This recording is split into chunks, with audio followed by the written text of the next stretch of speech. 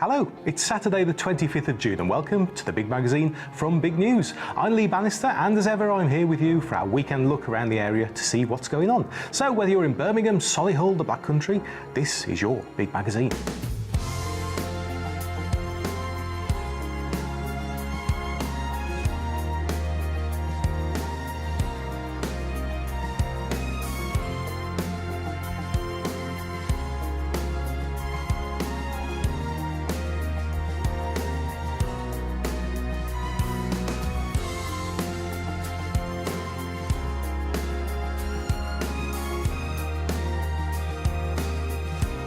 Yes, welcome to your Saturday edition of the Big Magazine. Well, it's been a big week with the EU referendum and the fact that the UK has voted to leave. Now, Bob Hall will be getting an insight into how this will be playing out over the coming weeks and months. Also, we'll see what's being pinned up on this week's community notice board.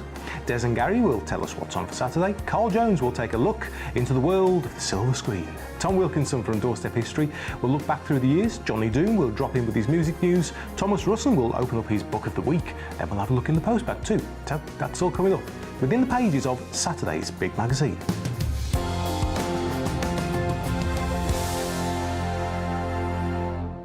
So then, let's have a look at what's happening in your community as we take a look at our community notice board. If you have some news you'd like to feature, then give us plenty of notice and you could be telling people all across the area what's going on. And if you want to get in touch, I'll tell you how in a few minutes' time. Now, during July and as part of this year's Black Country Festival, the hunt is on for sporting masterminds as Sandwell Libraries are hosting a series of sports quizzes across the borough in aid of the Smile for Joel Foundation. To tie in with this year's Summer of Sport, the quizzes will primarily be based on local sports with questions on all our local teams and a couple of rounds on the Black Country in general. Now, teams of 4 are requested to register their team names beforehand and the winner of each town heat will go through to the grand final at the Community History and Archives based at the Smethwick Library in August. Now, here are where the quizzes are going to be taking place. Monday the 4th of July, it's at Thimble Mill Library. Saturday the 9th of July, Blackheath Library. Also on Saturday the 9th of July, Stone Cross Library. Monday the 11th of July, Bleak House Library. Thursday the 14th of July, Wensbury Library. And on Monday the 25th of July, it's at Great Bridge Library. Now, entry is £4 per team with proceeds going to the Smile for Joel Foundation. So if you'd like more details, you can always ask at each of those libraries or head on over to the website www.sandwell.gov.uk and do a search for quiz and it'll be at the top of the list. I know that because I did that. So then, here's another question for you. No quiz this time, but was King John the worst king ever? Tell you what, we ought to get Tom or Norman from Doorstep History along to give their opinion on that. Well, the story and character of King John is going to be explored in an illustrated talk to be held in Brierley Hill next week. The title of it is King John, the Worst or Most Useful King. What do you think? Well, it's going to be presented by local historian Max Keane at the Neighbourhood Learning Centre on Thursday the 30th of June, with the talk being illustrated with period costume and a multimedia presentation. Now, Councillor Rachel Harris, the Cabinet Member for Health and Wellbeing, has been quoted as saying, "In film and in school history books, King John has always been the bad guy. But in this lively historical talk, Max Keane asks whether John was a scheming, spineless tyrant or just a very misunderstood monarch." The King John talk will be held at the Brierley Hill Neighbourhood Learning Centre on Thursday the 30th of June. It starts at 7 o'clock, tickets are priced a £5, and for more information or if you want to book a place, you can contact Simon Bradley on 01384 816 440. Now, 5 Birmingham City Council children's libraries have been updated with new equipment and furniture after receiving a grant funding of £250,000 to make improvement. The funding boost, which enables libraries in Balsall Heath, Druids Heath, Kings Norton, Kings Standing and Small Heath to make improvements and finance educational projects, was awarded by the Wolfson Foundation, which is an independent charity that supports and promotes excellence in a wide range of fields, including education and the arts. Now, these libraries are now equipped with the latest technology, including plasma screens, digital cameras and the new Raspberry Pi system for code clubs, plus iPads enabling them to link up with community libraries across Birmingham. Kings Norton Community Library unveiled its new look on Saturday the 18th of July with an activity day, and the improvement works at Druids Heath, Kings Standing, Kings Norton and Small Heath libraries have also been completed. Meanwhile, the Balsall Heath Library is currently closed for its makeover. Now, if you want further details or even a look at the opening times. You can find them online at their website, which is www.libraryofbirmingham.com/libraries. Now, plans are taking shape for a month of family fun activities at the Sandwell Valley Country Park this August. Summer in the Valley is replacing the two-day Sandwell show with a series of smaller events to give families more opportunities to get involved in activities. Amongst the activities in the planning are Sandwell by the Sea, including a beach, a potential chance to camp overnight. Wouldn't mind that myself. Sandwell's Strongest Man contest. There's also animal racing, a giant car boot sale, beach volleyball, travelling velodrome, boating on Dartmouth Park Lake, and a themed land train. How good's that? And if you want to keep up to date with everything that's going on, then their website is www.sandwell.gov.uk/Sandwell Valley, or their Facebook page is facebook.com/Sandwell Valley. Now, the Wednesbury in Bloom competition is returning for its second year, and this year's event is set to be bigger than ever, and Keene Gardeners now have 3 categories to enter. Now, these are Best Garden, Best Planter Display and Best Hanging Baskets. First and runner-up prizes for each category are a £50 voucher, and then runner-ups get a £25 voucher, and they've all been donated by the local florist O'Connell's. Now, Wednesbury in Bloom will end with a summer fete at Wednesbury Town Hall on Saturday the 23rd of July. Entry is free, and it'll feature a range of stalls and live music from local musicians. Now, the fete will also conclude with the prize giving ceremony. So to register for Wednesbury in Bloom, you can contact George Rouse on 0121 569 6462. The closing date is 12 o'clock midday on Friday the 15th of July. And if you'd like to have a stall at the summer fete, then you need to contact Denise Higginbotham on 0121 532 5426, or you can email her deniseann.higginbotham@riverside.org.uk. Now, the Aspire to Engage event is on Monday the 27th of June, and it's set to bring together 100 organisations from across the borough, and one of the largest community showcase events ever held in the borough. Walsall Council's area partnerships are working in partnership with the Walsall FC Community Programme, with the aim of engaging community and voluntary sector organisations, and to work closely with local businesses to fund a community grant scheme using donations from businesses through corporate social responsibility policy. Now, the event will be held at Walsall's Football Club in the Stadium Suite and Bonter Suite at the Banksy Stadium. It runs from 11 until 3, and the Mayor of Walsall will be there from 11 until midday.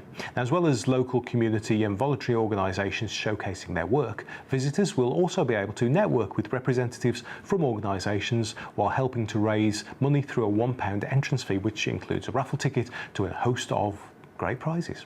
From Walsall FC season tickets to boxes of chocolates, and all monies raised from the raffle will be put forward to a community grant scheme.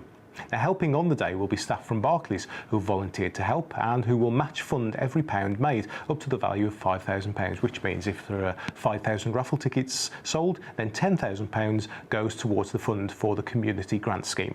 And if you want further details on any of that, just do a search online for Walsall Aspire to Engage. So there we have it. That's what we found on the community notice board this week. And if you'd like to tell people across the area what's going on, just get in touch. But please make sure that you let us know in plenty of time. You can email us through the postbag, that's postbag@bigcentre.tv, or you can send a message on social media. Find us anywhere, just look us up at Big Centre TV, or pop a letter in the post, and in the good old-fashioned way, here it is. Oh yes, Community Notice Board, Big Centre, 14A, Lower Hall Lane, Walsall, WS1 1RL.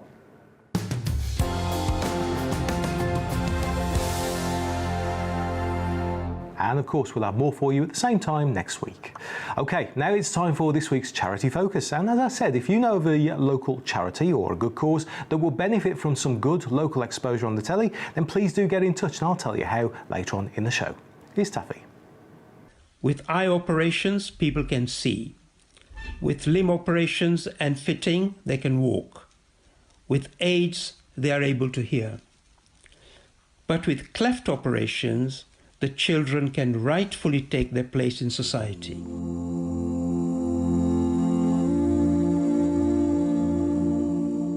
Sometimes, when the world's not on your side, you don't know where to run to, you don't know where to hide. You gaze at the stars in the sky at the mountain so high, through the tears in your eyes, looking for a reason to replace what is gone. Just remember. Welcome to another great episode here on The Big Magazine. I am Tafatswa Mushipe with Charity Focus. You know my passion. I love people who serve people and who care about others. And this weekend is no exception. I've got two incredible beings with me today, and I hope you will be left inspired. Professor Gatrad and Mr. Aslam, join us today, and thank you. Tell us a little bit more about yourselves. I always try to help the people before I get involved with the charity work.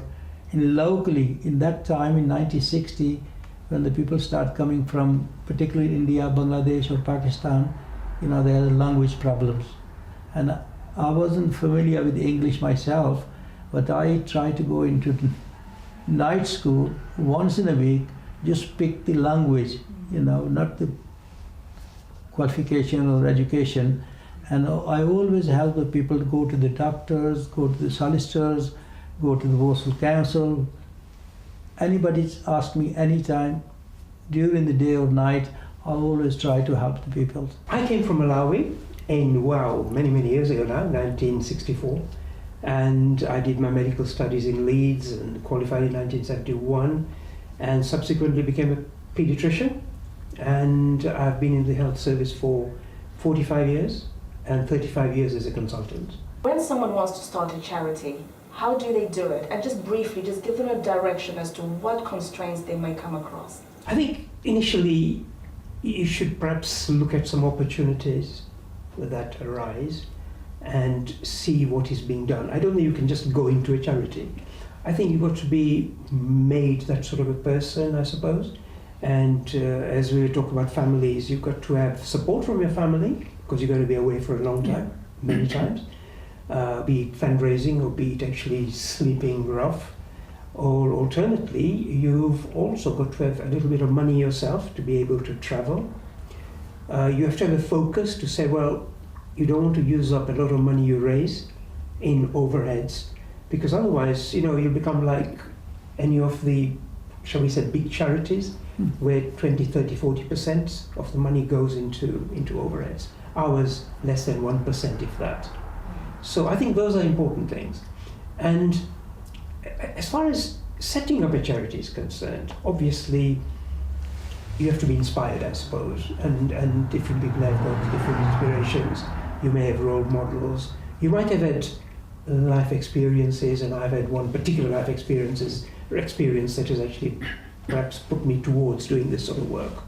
Parents are very important in all this, and I think without parental guidance, without parental inspiration, I don't think you'll be able to do it. Incredible. So you have to have role models, inspiration, And just do it. And just do it. I think you need energy, and Yes. you must enjoy what you're doing. If you don't enjoy it, there's no point in saying I'm doing charity work. No. When you see a smile on a person's face who's been operated on, or the person who's desperate.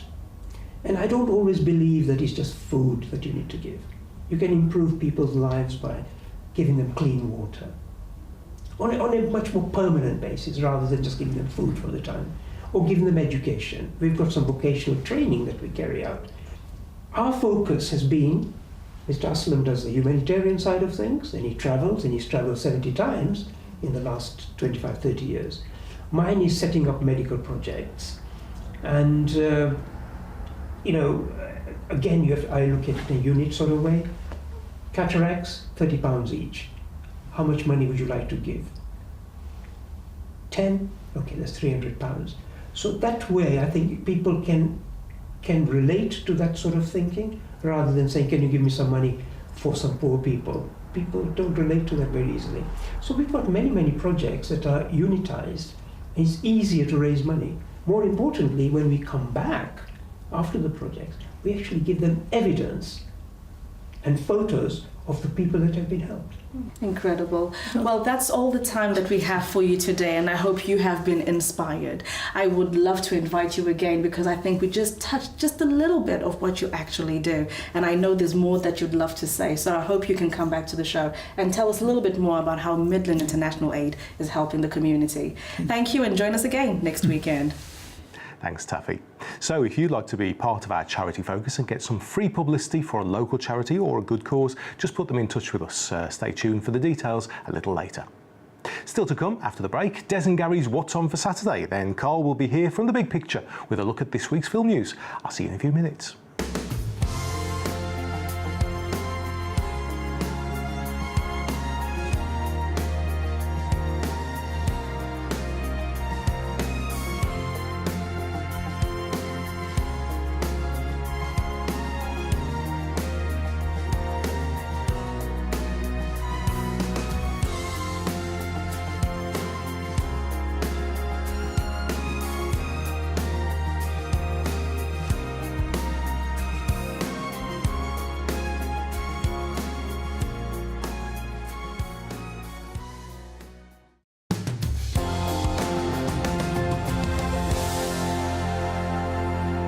Welcome back. It's Saturday's big magazine. Plenty still to come. Carl will watch a film, Wilco will have a history lesson, Johnny Doom will talk music, Thomas Russell will read a book, and I'll jump into the postbag once more. Anyway, that's all to come later on in the show.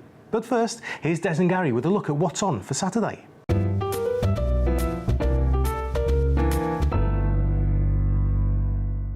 The Severn Valley Railway has a fantastic selection of daytime attractions up and down the line as part of their Step Back to the 40s event this weekend. You can get dressed up and join in the celebrations along with costumed reenactors, including Winston Churchill, the King and General Montgomery, who will be on the stations and in the trains helping to tell the wartime story. With classic car displays and the fly past of a Spitfire and a Hurricane, it looks to be a great day out, and that's on Saturday and Sunday. That should be fun. And there's a couple of food and drink events in Wolverhampton. Street Banquets are hosting the Wolverhampton Street Food Festival in the recently refurbed Starworks warehouse, bringing together the best of the UK street food traders, local chefs, restaurants, along with cocktails, gins, craft beer and great wines to create a unique dining experience. It's evidently there used to be a car company in that place, and they've done it all up. Yeah. And at the Bond on Faisley Street, the local drinks market will be featuring everything booze. Sounds like the place we should be.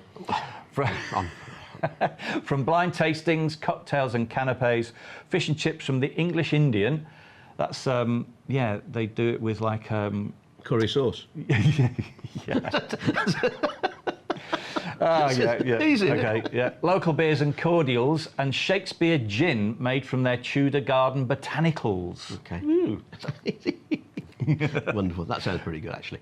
Good place that down there on Faisley Street. It is, yeah. Over at Halfpenny Green, there's the launch of a... Halfpenny Green? It's pronounced Halfpenny Green. Halfpenny? No, Halfpenny Green. Halfpenny Green. It's Halfpenny Green. Okay. It's like Elf Church is pronounced Elf Church, not Alva Church, like some people do. Right, okay. And Ulster is pronounced Ulster, not Alcester. And Karma as opposed to Coldmore. That's it, there's loads of those.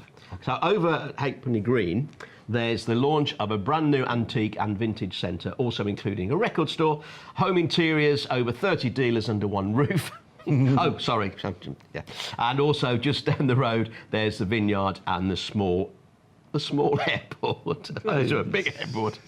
Well, it only takes small planes, doesn't it? I'm just going to put big lights on.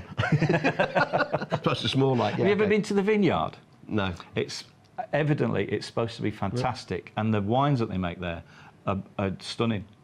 You know, we don't drink enough English wines. Although they are very, do. Yeah, they're very expensive, I think. You know, they need to bring the price down a bit. But Okay, you're digging the hole now. You're digging the hole. Sparkling wines are unbelievable. And you know, they do all these blind tastings. They beat the French all the time. You know, the champagnes. Keep going, guys. Anyway, gigs tonight. The Regulators play the Fox and Goose in Washwood Heath. The Screaming Abdabs are at the Wagon and Horses. Malarkey, Shrinking Violets and Friendly Fire Band play the Friction Arts at the Edge over in Cheapside.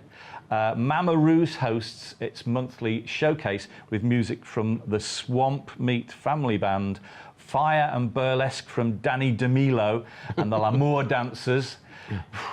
Brandy is at the O2 Academy. You need one after this. Yeah, lot. I know. Goldie is at the Hare and Hounds. Oh. And Richie Blackmore's Rainbow play the Genting Arena. And here's a song written by one of my Life Story guests, Russ Ballard, Since You've Been Gone. Since you've been gone, since you've been gone, I'm out of my head, can't take it.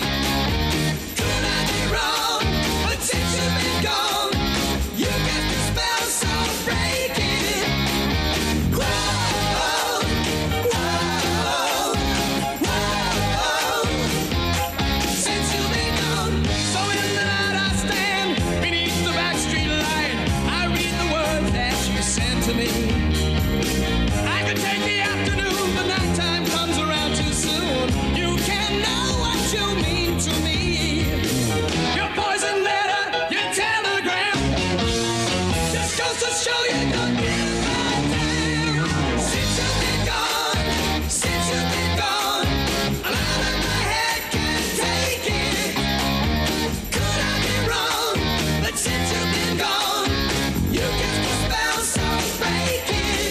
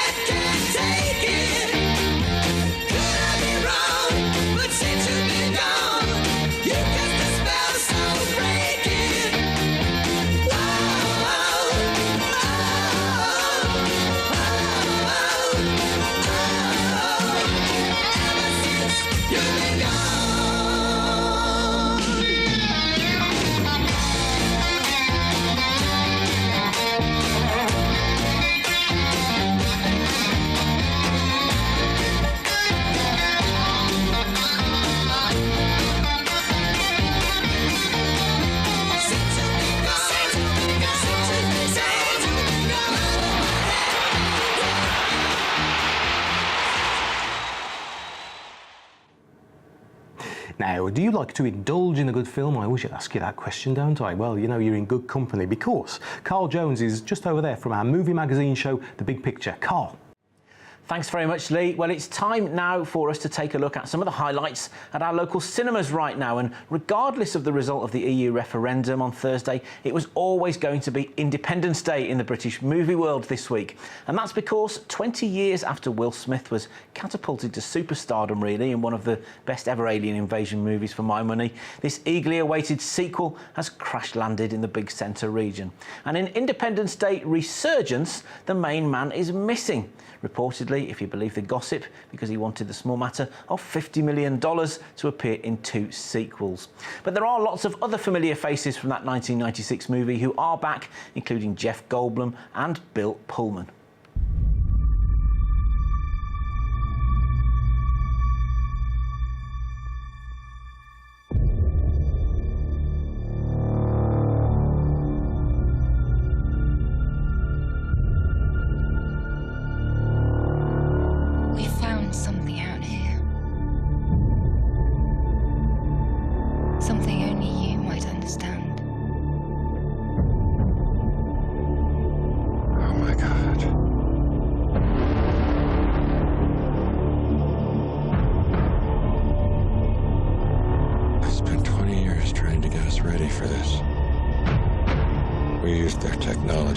Strengthen our planet.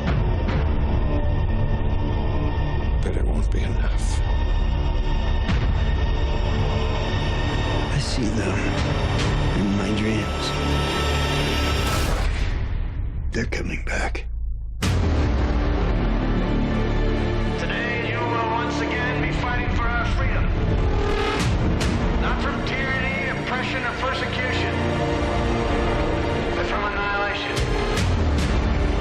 Should we win the day, the 4th of July will no longer be known as an American holiday, but as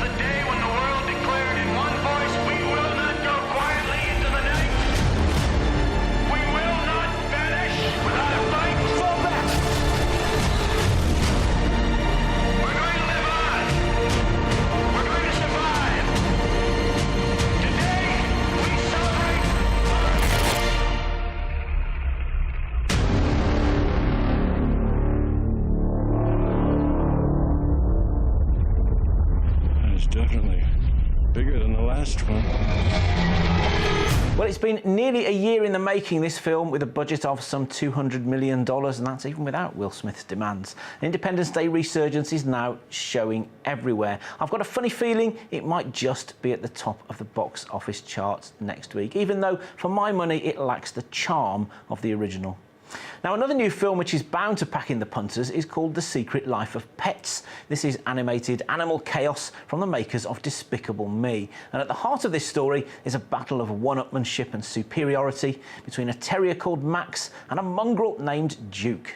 Oh, Duke, Katie is not... Katie's gonna be so upset when she sees that. Katie's gonna flip out when she sees how you trashed her whole place. Oh, it's just one vase. Is it, Duke? Is it? Oh, that's a shame.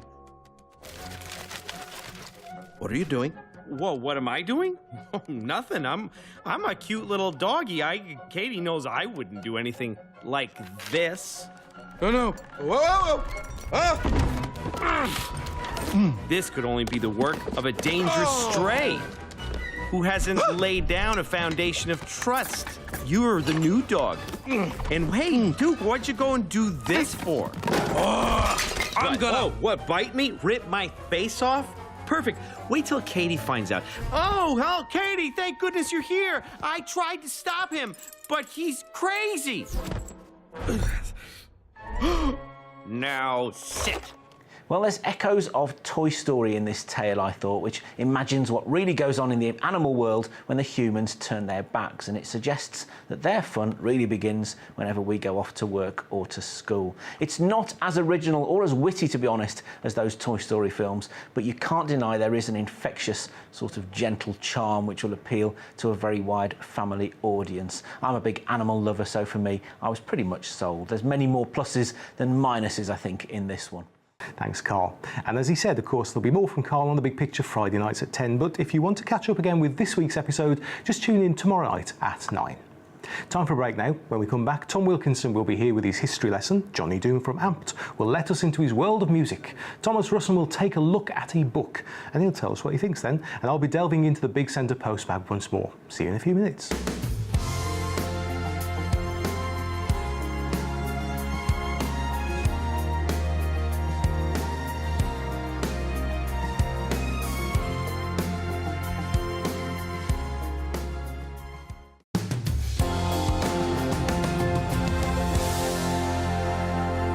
Welcome back to Saturday's Big Magazine with me, Lee Bannister, your weekend digest from Big Centre. Now, still to come, we've got Johnny Doom's music news, Thomas Russon with the Big Centre bookshelf, and I'll be having a look into the postbag. Now, let's look back over the past week in history with Doorstep History's Tom Wilkinson. Hello. Hello. Welcome. Thank you very much. We're back again. Yep. Busy old day we've had these past couple of days. Yeah, with the referendum. Yeah, days which will go into history. Well, they are history now. Yeah. What do you know about the previous referendums and the history of it all? I'm not too familiar with them because I'm more like classical history. Oh, right, okay. My interest. But this has happened before, hasn't it? It's happened. Referendums happen all the time. Yeah. But the last referendum we had was in the 70s, and that was for joining the common market, which has evolved into what we now know as the EU. Yeah, the EU is a whole nother beast. Yes, as a lot of people have said, but the people have spoken. Well, yeah. So, okay, we have to stand by what people vote on. Indeed. Else, what's the point in democracy? Well, that's it, isn't it? Okay, so looking back to last week in the past, what did we sort of? I don't say celebrate, but what should we mark? What should we remember? Speaking of celebrate. Oh yes. June 14th, 1946. It's a very happy birthday to Mr. Trump. Mr. Trump? Donald Trump. Oh, good Lord. Potentially soon to be president of so the United States. So he's 70. That's right, isn't he? Yeah. It'll either be Trump or Hillary Clinton. So, don't know if it's president for Hillary Clinton or presidentess. I imagine they'll just keep president. Presidentess. Honestly. Can you imagine that? 1955, Paul O'Grady. Or, I was going to say Mrs. Merton. Lily Savage. Lily Savage, yes. Yeah. He's become a bit of a national treasure in this past sort of 10 years, really, hasn't he, I suppose? Well, it's since he got his own chat show, wasn't it? Oh, he I think excelled his on chat his show brilliant. sort of stapled him into the British consciousness. That's true, yeah. To say. Oh, happy birthday, Paul. Do you know, I saw him a few years ago on The Bill. He would, you know, when he was sort of a bit part actor, and he called himself Paul Savage. Paul Savage. That was his stage name at that point. So his real name plus his, you know, his Lily Savage persona. Yeah. Very good actor. June 15th, 1962, Chris Morris. Chris Morris? Chris Morris, The It Crowd. Oh, yes. The Day Today. Oh, yeah, I knew, yes. Not The Day Today, Brass Eye. And, well, yeah, it was The Day Today. Yeah, it was actually, yeah. This is where we first saw our first viewing of Alan Partridge. Aha. See? Yeah, and all of the little pranks that he pulled on celebrities in the name of saying it was the news. Yeah, he used to work. Oh, not even once. We can't go there. He used to call himself. I can't say what he used to call himself on BBC GLI. He did a New Year's Day on the radio once, and he called himself Wayne something. I can't say what because it's rather naughty, but quite funny. June 17th, 1940, the British Army's 11th Hussars take Fort Capuzzo from the Italians in Africa. Huzzah! I'm sure that's what they said at the time. Huzzah. Okay. Right. June 19th, Sadie Frost was born. Ah. Jude Law's erstwhile other half. Yes. 1964, Mr. Boris Johnson. Boris. Oh, 2 reasons to celebrate for him this weekend then. Big Bozza. Big Bozza. You're talking about the man who would like to be Prime Minister, I imagine. Yeah, well. Remains to be seen, of course. Right, June 20th, 1837, Queen Victoria ascended to the throne. Ah, okay. The second longest reigning monarch now. She is now. All the history books have been rewritten. Elizabeth. Yeah. I think that's really, really cool, actually. I mean, if you're into that sort of thing, I quite like the history of sort of the monarchy and so on, and that is cool when these sort of records are being broken and you're there living through it. I like that about this sort of thing. 1940, in World War II, Italy began an unsuccessful invasion of France. Oh dear. Well, yes. Because the Germans pretty much had an open door when they invaded. The Italians, they were sort of penned in by the Alps in their invasion route. Oh, right. Blasted mountains. Easier to defend. I suppose it is, yeah. Okay. 1949, Lionel Richie. Oh, hello. He was born. Is it me you're looking for? No. Is it tea? Like a bit of Lionel Richie. He dances on the ceiling, you know. I bet that's a feeling. Anyway, do please carry on. Yep, 2006, two of Pluto's newly discovered moons were discovered. Yeah. Yes, but of course Pluto is no longer a planet officially, No, is it? Pluto's no longer a planet, but it can still have moons. That's right. Isn't it officially an asteroid now? Is that how it works? I can't remember. I'm not too sure. See, again, I love my astrology and that sort of thing, but I can't remember. But I know it's officially not. Yes. Not astrology. You get that wrong. But yeah, I know it's not What's officially. Pluto saying in your star sign this week? Woof woof. 1982, Prince William was born. Ah, so he's Duke of Cambridge. 34 now. I remember that well. I remember it was a primary school and I had to do an assembly and I had to talk about him at that time. You know, I would have been about 8. That's right. You're only 8 years older. Yeah. I'm only a little boy then. William Arthur Philip Louis, that's it. I always knew that. 2004, Spaceship One is the first privately funded space plane to achieve spaceflight. Oh, right. Okay. And everybody thought it was going to be Richard Branson's thing, but... But it sort of opened the door slightly to private spaceflight. That will be interesting. Once that's sort of sorted out and regulated, that is going to be a fascinating thing to do, and I hope it's in my lifetime. Well, who knows? We could just be popping into space like we pop over to Australia or Spain. I think it'll cost a little bit more, don't you? Well, it cost a lot to travel by airplane when airplane travel first came about. That's true. Yeah. And now it's relatively cheap. Right, and final one, 24th of June 2004, New York. Capital punishment is declared unconstitutional and the death penalty is gone. Oh, right. But only in 2004? Only in 2004. I would have thought it would have been a longer time ago than that. No, 2004.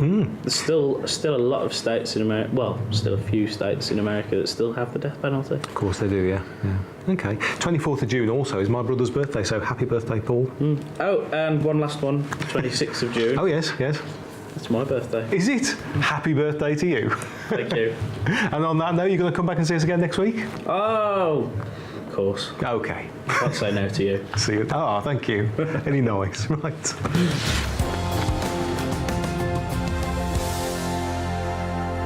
Right then, time to look into the world of Johnny Doom now from Amped to see what's happening in the music world.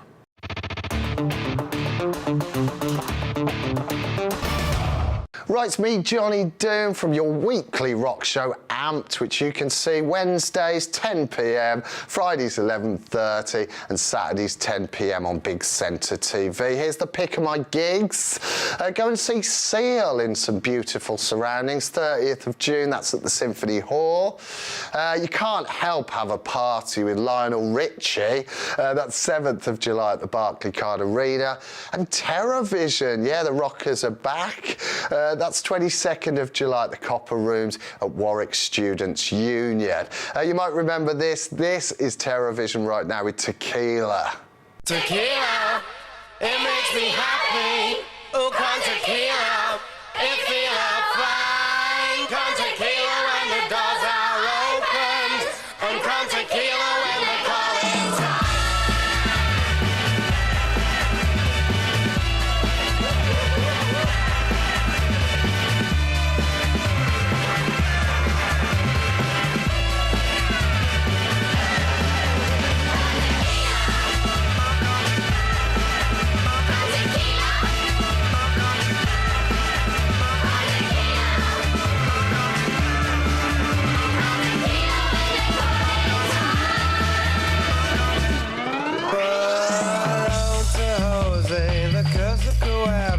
So hard to say, although it gives one the fever. Con tequila. Oh, con tequila.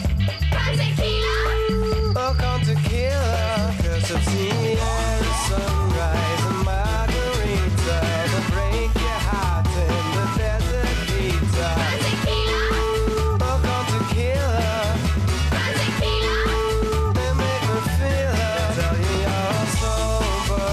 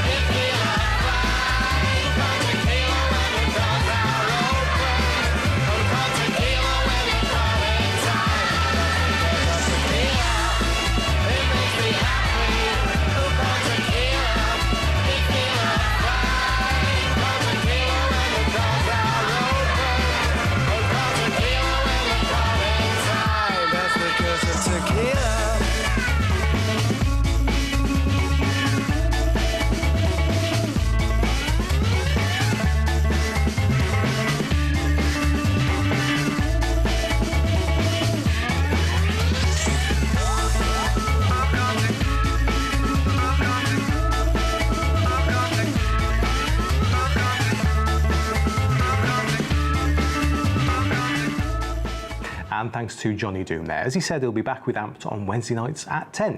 So then, have you had a look on your bookshelf lately? What's on there? Anything interesting? Well, why don't you tell us about it? We'll give you the details in a bit. If you do tell us about a book, we'll check it out. And to do that right now, with Big Centre's bookshelf, here's Tom. Hello. Hello, sir. Welcome again. Thank you. How are you doing? I'm very well, thank you, yes. We were talking earlier on, a busy old weekend. Very busy, But very. to divert our interest away from that, we're going to have a look at a book. Yes, as usual in the bookshelf. So, what have you been looking at this week? I've been listening 2. The unabridged edition of Me Before You by Jojo Moyes. For viewers, they're probably more familiar with this as a new film. It was released last week, I believe, starring Emilia Clarke. Oh, yes. Daenerys Targaryen from Game of Thrones, how most people will know her.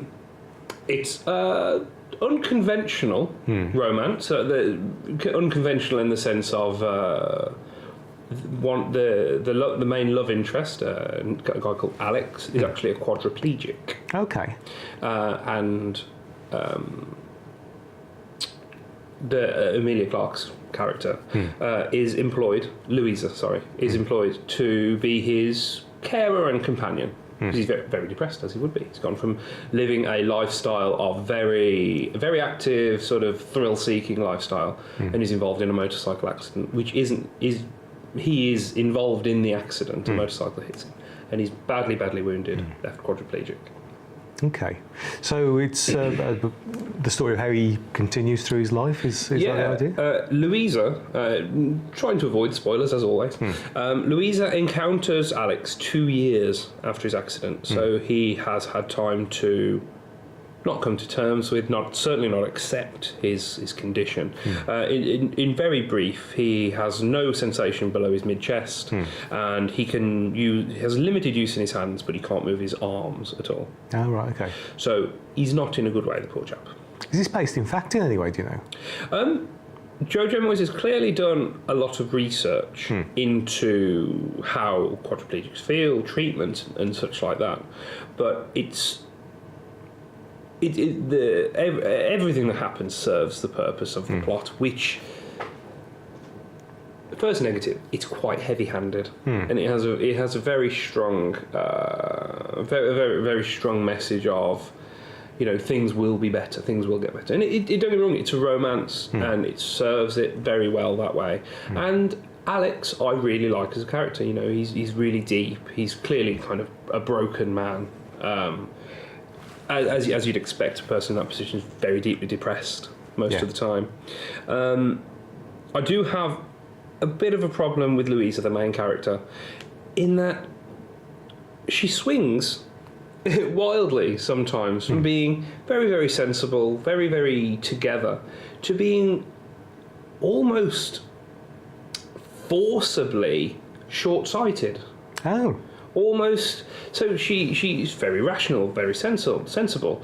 Not portrayed as a super genius or not necessarily not a very ambitious person. Just wants to be happy in her life. But the way the character, and the way she handles some occasions in the book, really broke my attention in a way, because she goes from being a person that you're sort of experiencing this world through her eyes, because it's in the first person for the most part with Louisa. It goes from being her experience to reading a character, which really, really shook me. The book, in the main, like I say, it operates from the first person, and there are other perspective characters, including Alex's mother, and I found her portrayal far, far more convincing in the book. And the audiobook has different voice actors for all of the characters, which is very, very nice. I do like when they do that. But it's almost like Louisa acts in a certain way to serve the plot in order to drive the story forward, instead of being faithful to the person as written. Right, so... You know what I mean? She's almost inconsistent in a way. So you think that... Do you think, therefore, that's a problem in the actual writing, or...? I think so, yeah. I mean, don't get me wrong, Jojo Moyes I think she's published 12 books now.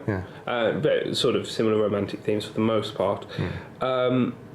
And I like her style. It's really natural. The characters are really identifiable. Some of the writing, like Louisa's home life, is a bit cliched in places, but life is actually kind of cliched. And I quite like it. It's driven quite a few wry smiles, like just dysfunctional family members and such. But I do find Louisa a bit hard to swallow. She's quite intentionally hard work at times. I know you said to me you found the book a little bit hard going. Yeah, absolutely. I'm still going through it. I still have a tiny little bit left, so I'm looking forward to the end. Not because I want to get it over and done with, but I'm actually looking forward to the end. Oh, that's a good sign. Yeah, I really am. Mainly because I find the most engaging relationship to be Alex and his mother. His mother... There's a really telling scene, her first point of view, her first person scene, where she explains how her experience of his injury, and it's absolutely heartrending to read. So it is really emotional, it is really evocative. I can see why it's proving incredibly popular, and more importantly, perhaps, why it has been adapted into a film. And I think the form of it will work. I've not seen the film. Several friends of mine have seen it and they've blubbed all the way through it. And I can see how and why it would work so well. Yeah. Absolutely. I always got to wonder about that. Okay, so not the best book you've experienced. Not my favourite. I think it's mostly a matter of personal taste. It's not a bad book by any means. It's worth a solid 4 out of 5. Yeah. I have personal gripes with it, but they're mostly stylistic things. So I know a lot of people who would adore the book. It's just not my personal cup of tea. That's very fair. Okay, well, thank you for that. I do try. Do we have we chosen something for next week yet? I have a few on the list at the moment. One of which I've just added to this. It's not actually released yet, so I'm waiting for it to be released. As soon as it comes out, I will be going over the new Harry Potter book, Harry Potter and the Cursed Child, as soon as that comes out. But next week, it's a surprise. Oh, right, okay. It is a surprise. I'm going to hold it back for now. So finally, if somebody wants to suggest something to you? If anyone wants to get in touch, offer a counterpoint if they absolutely love Jojo Moyes, or if Jojo wants to tell us herself. Hey, you never know. Bookshelf at bigcentre.tv is the best way to get in touch with us. That's bookshelf at bigcentre.tv. Send in counterpoints, arguments, recommendations, anything you like. You've sold it very well, thank you. Brilliant. Thank you, sir.